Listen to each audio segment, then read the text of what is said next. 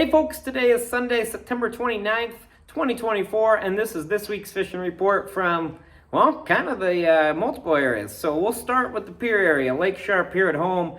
Just got back, wrapped up a weekend here on Lake Sharp. Fishing's picking up. I mean, the fall bite is getting here. It doesn't feel like it. I mean, temperatures in the 90s to 100. That doesn't really feel like September 29th. This feels like I have the fishing report wrong, but I don't, I promise. I don't think so, at least. But a lot of seeing more shad in the system. Those fish are really on the flats, but they're really scattered. Whereas like last week when it was cooler, it was 70 for a high, 30s in the morning. Those fish were pretty concentrated. Those shad balls were pretty concentrated. Now's not the case. That warm weather, that high sun, that's all kind of scattered the fish out amongst those flats. So you've really kind of got to cover some water, get across them, and you're just not seeing the bait nor the fish near as organized as you might see based on, what we're going to see when we have colder weather come through. Now, you can still catch fish. Every boat basically fishing Lake Sharp is fishing Stony Point. You can catch fish on the other flats around it too. So that's where a lot of those boats have been. But I mean, the big takeaway, especially in this warm weather, is fish are really scattered out. So make sure you're covering water. Make sure you're doing your best to find them. And when you do, I mean, it is a good idea to kind of stay. If you do find fish of quality size, there's a lot of small fish out there. A lot of those 12, 13, 14 inches, a lot of 14 3/4, a lot of just shy of 15, right at 15 inches. So make sure you're measuring your fish too. 15-inch minimum here on Lake Sharp. So that kind of wraps up the Sharp area. That's where all that action's been. We got back from Custer. We were out for the Buffalo Roundup. If you haven't done that, that is an absolutely awesome event. I encourage everyone to experience it at least once. It's a really early morning, like super early morning to get out there. But I mean, it is really cool to see those buffalo can't stampeding across the plains.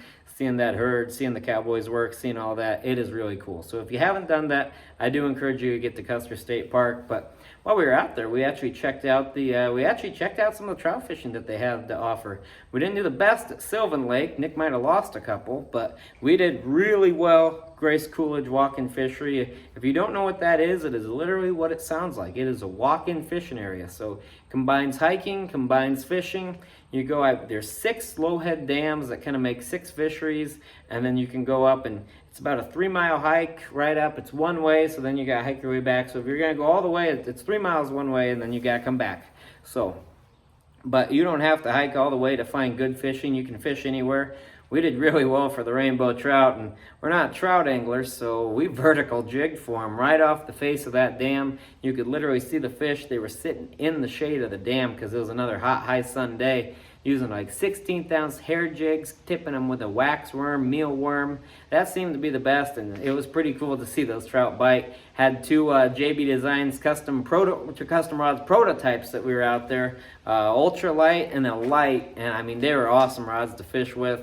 I really liked that 7-foot ultralight. It had a real nice bend. That was a lot of fun to catch those trout on. So be sure, any situation you need, be sure to reach out to Josh, and he's probably going to be able to build a rod for you. But overall, it doesn't really feel like fall. It feels pretty hot out. Kind of feels like midsummer. But that's how the prairie works, right? You get one weekend it's 60, 70, and it's 30 degrees when you put the boat in. And next week it's 70 degrees when you put the boat in, and it's getting to 100. So fall's gonna be here. It is here. Antelope firearm season opened this weekend. Duck season sounds like it's still going really well. Grouse season, same thing. So pheasant season, I mean, we are almost to October, and that's when we all start thinking pheasants, and it looks like it's truly going to be a fantastic year for pheasant hunting here in South Dakota. So a lot of opportunities. A ton of people are out camping, taking advantage of that warm weather too. So, I mean, if this warm weather is good for one thing, it's extending the camping season. So that's pretty awesome to see.